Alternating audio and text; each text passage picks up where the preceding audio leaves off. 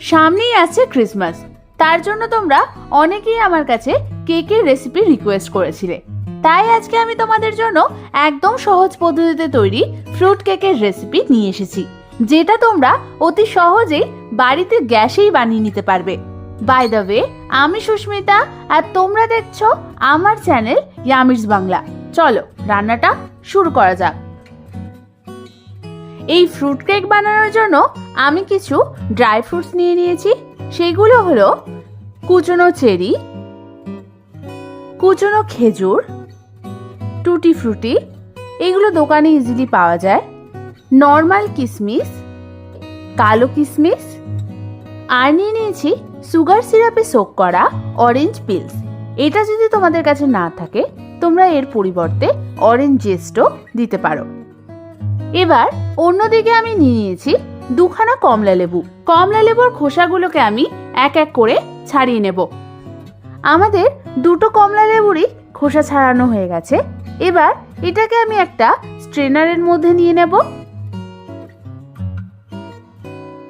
তারপর কমলা লেবুর থেকে আমি রস বার করে নেব। আমাদের ভালো করে কমলা লেবুর রস সমস্ত বার করে নিতে হবে।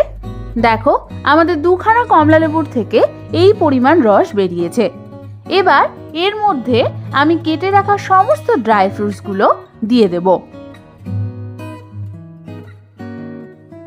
আমাদের সমস্ত ড্রাই ফ্রুটস দেওয়া হয়ে গেছে। এবার হালকা হাতে একটু সবকিছু মিশিয়ে নিতে হবে। তারপর আমি এটাকে সোক হতে দেব ওভারনাইট। আমি এখানে একটা কথা বলে রাখি, তোমরা যেদিন কেক বানাবে এই প্রসেসটা তোমরা তার আগের দিনই করে রাখবে, তাহলে তোমাদের ড্রাই ফ্রুটস গুলো খুব ভালোভাবে সোক হয়ে যাবে। এবার পরের দিন আমি গ্যাস জ্বালিয়ে একটা তাওয়া বসিয়ে নিলাম আর তার মধ্যে দিয়ে দিলাম 3 টেবিল চামচ মতো চিনি। এবার এই চিনিটাকে আমাদের মিডিয়াম টু লো ফ্লেমে ক্যারামেলাইজড হতে রেখে দিতে হবে বেশ কিছুক্ষণের জন্য। দেখো, আমাদের চিনিটা কিন্তু গলে গিয়ে ক্যারামেল হয়ে গেছে। এই সময় আমি এর মধ্যে দিয়ে দেব হাফ কাপ পরিমাণ জল। জল দেওয়ার সাথে সাথে ভালো মতো আমাদের নাড়াচাড়া করে নিতে হবে। নাড়তে নাড়তে তোমরা দেখবে ক্যারামেলটা একদম গলে গেছে। এবার গ্যাস অফ করে এই লিকুইডটা আমি আগের দিন সোক করে রাখা ড্রাই ফ্রুটসের মধ্যে দিয়ে দেব। তারপর ভালো করে আমাদের সমস্ত কিছু একবার মিশিয়ে নিতে হবে।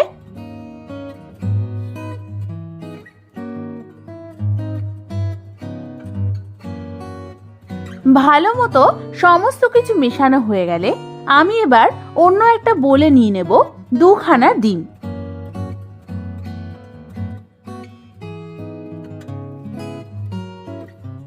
এবার আমি ওর মধ্যে দিয়ে দেব 1.5 চামচ পরিমাণে ভ্যানিলা এসেন্স। ভ্যানিলা এসেন্স দেওয়ার পর আমাদের ডিমের সাথে ভালো মতো একবার ফেটিয়ে নিতে হবে।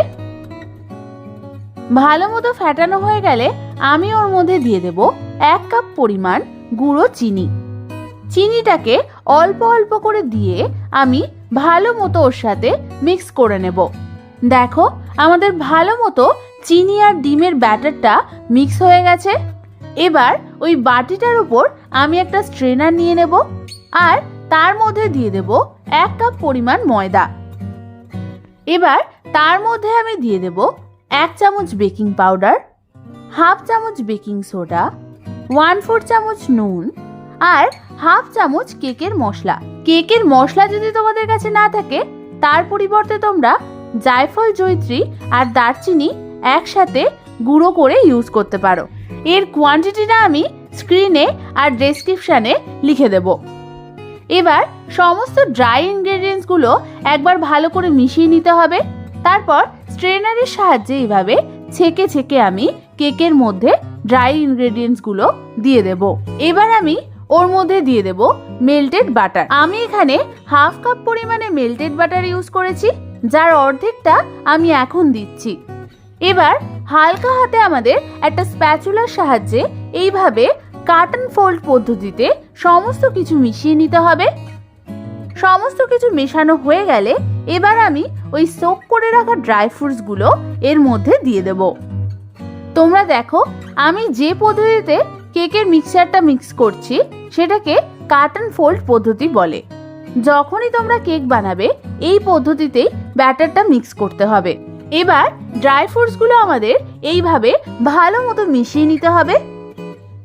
তারপর আমি এর মধ্যে দিয়ে দেব ছোট ছোট করে কাটা কুমড়ো মিঠাই অথবা পেঠা। এবার আমি এই কুমড়ো মিঠাইয়ের মধ্যে দিয়ে দেব 1 চামচ ময়দা। ময়দাটা কুমড়ো মিঠাইয়ের গায়ে ভালো করে আমাদের মাখিয়ে নিতে হবে। এই প্রসেসটা করলে যখন ব্যাটারের সাথে আমরা মিশাবো তখন কুমড়ো মিঠাইগুলো নিচে পড়ে থাকবে না। এবার আমি সমস্ত কুমড়ো মিঠাইগুলো এর মধ্যে দিয়ে দেব আর দিয়ে দেব 1/2 কাপ পরিমাণে কুচনো বাদাম। আমি এখানে আমন্ড আর কাজু বাদাম ব্যবহার করেছি। তোমরা চাইলে আখরোট বা অন্য বাদামও ইউজ করতে পারো। তারপর আমি বাকি বাটারটুকু দিয়ে হালকা হাতে সমস্ত কিছু ভালো করে একবার মিশিয়ে নেব।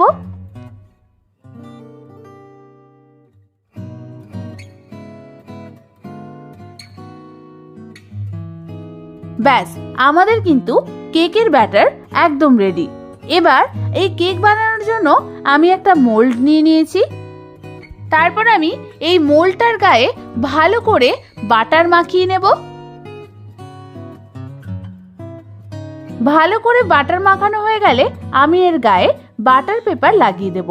তোমাদের কাছে যদি বাটার পেপার না থাকে তাহলে বাটার মাখানোর পর তোমরা মোল্ডের মধ্যে অল্প পরিমাণে ময়দা ছিটিয়ে দেবে আর এক্সেস ময়দাটা তোমরা ট্যাপ করে বাইরে ফেলে দেবে। এবার আমি এই মোল্ডটার মধ্যে বানিয়ে রাখা কেকের ব্যাটারটা দিয়ে দেব।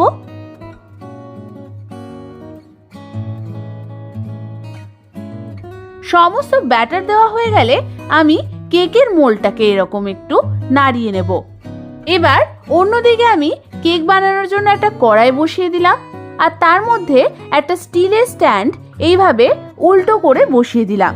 এবার ঢাকনা চাপা দিয়ে আমি কড়াইটাকে গরম হতে দেব 5 থেকে 6 মিনিটের জন্য। 5 থেকে 6 মিনিট পর ঢাকনা খুলে এই কেকের মোল্ডটাকে আমি ওর মধ্যে বসিয়ে দেব। এরপর আমি ঢাকনা চাপা দিয়ে কেকটাকে কুক হতে দেব 40 থেকে 45 মিনিটের জন্য। প্রথম 20 মিনিট আমাদের হাই ফ্লেমে কুক করতে হবে। 20 মিনিট পর আমি দেখব কেকটা একটু ফুলে উঠেছে। এই সময় আমি ঢাকনা খুলে কেকের উপরের দিকটা একটু কিশমিশ আর বাদাম দিয়ে ডেকোরেট করে নেব। তারপর আমি ঢাকনা চাপা দিয়ে কেকটাকে কুক হতে দেব আরও 20 থেকে 25 মিনিটের জন্য মিডিয়াম টু লো ফ্লেমে। টোটাল 40 থেকে 45 মিনিট পর ঢাকনা খুলে একটা টুথপিকের সাহায্যে আমাদের চেক করে নিতে হবে যে আমাদের কেকটা পুরোপুরি তৈরি হয়ে গেছে কিনা।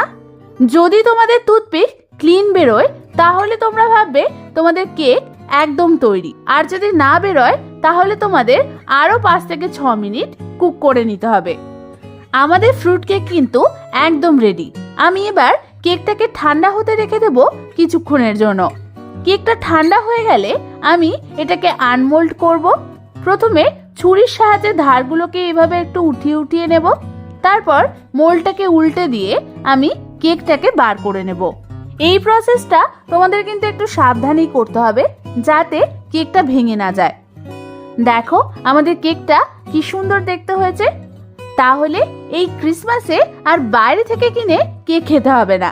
এই দুর্দান্ত স্বাদের ফ্রুট কেক বাড়িতেই বানিয়ে ফেলো আর সবাই মিলে ক্রিসমাস দারুণভাবে সেলিব্রেট করো। আমি তোমাদের একটা কেকের পিসও কেটে দেখাচ্ছি। দেখো কতটা সফট হয়েছে। এই রেসিপিটা যদি তোমাদের ভালো লেগে থাকে তাহলে একটা লাইক করো আর ফ্রেন্ডস আর ফ্যামিলির সাথে এই রেসিপিটা শেয়ার করতে একদম ভুলো না। আমার চ্যানেলে ভ্যানিলা মাফিনসের রেসিপি দেওয়া আছে, তোমরা চাইলে দেখে নিতে পারো। এরকম ভালো ভালো রেসিপি আরও পেতে হলে আমার চ্যানেলটাকে কিন্তু সাবস্ক্রাইব করে নাও আর পাশে থাকা বেল আইকনটাও প্রেস করে দিও যাতে এরপরে আমি যখনই ভিডিও দেব তোমরা অতি সহজেই দেখে নিতে পারো। আজ তাহলে এই পর্যন্তই। আমি আবার চলে আসবো তোমাদের কাছে নতুন কোনো রেসিপি নিয়ে।